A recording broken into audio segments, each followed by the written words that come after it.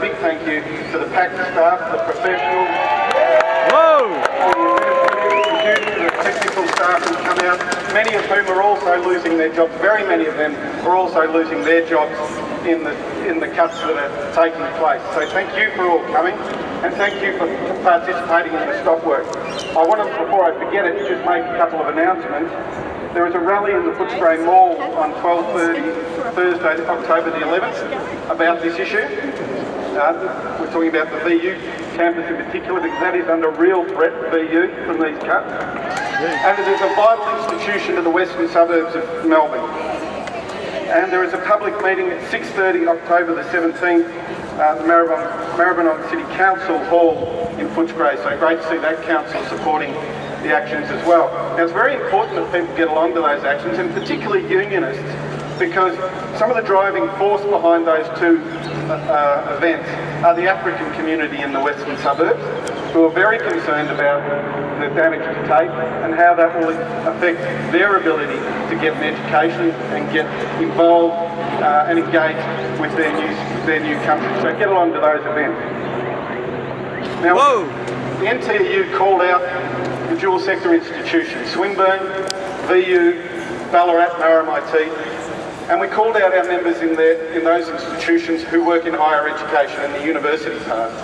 And that's because these TAFE cuts don't just affect TAFE, they are affecting higher ed as well. Those institutions are seeing closures. Those institutions are seeing TAFE staff lose their jobs. So this is something that is affecting higher ed, it's affecting secondary schools. We've heard how the cuts are leading to the damage to the Vet in Schools program and to VCAL. This is incredibly widespread damage, and it's happening at a national level. New South Wales has announced $800 million cuts to their TAFE sector there, and the Queensland government is talking about closing almost half of their TAFE campuses. Shame! This is what coalition governments do when they get in power. This is what they do. They attack our public education institutions. Now, throw them out, exactly. Now, isn't it funny that if we, in a union, or anyone vaguely left in the community would say, what about isn't it outrageous the amount of money that CEOs get paid in companies? What sort of response would we get? Well, we would get from the coalition politicians and their mates in the media, we would get howled down as starting some sort of class war. Yet, when Ted Bowie launches an attack, an unprecedented attack on the public education system that provides opportunity for working class kids and kids from disadvantaged backgrounds, he's just practising good economic management or responsible budgeting.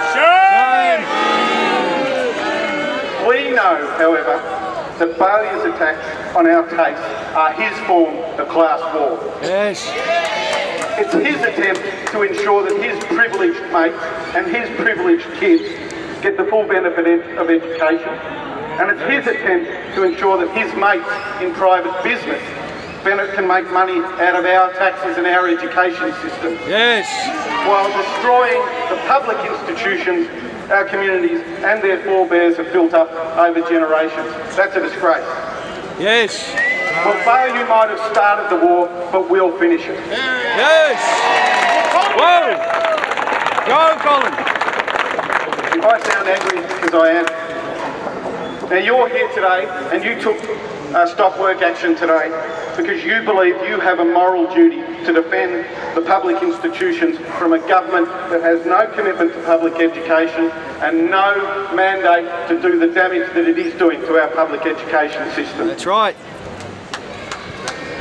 The future is made up by those who stand up for what is right, and you, by turning out today, are those people, and it is us who will make the future of this state and not this worthless Premier who is now lying face down in the mud. Where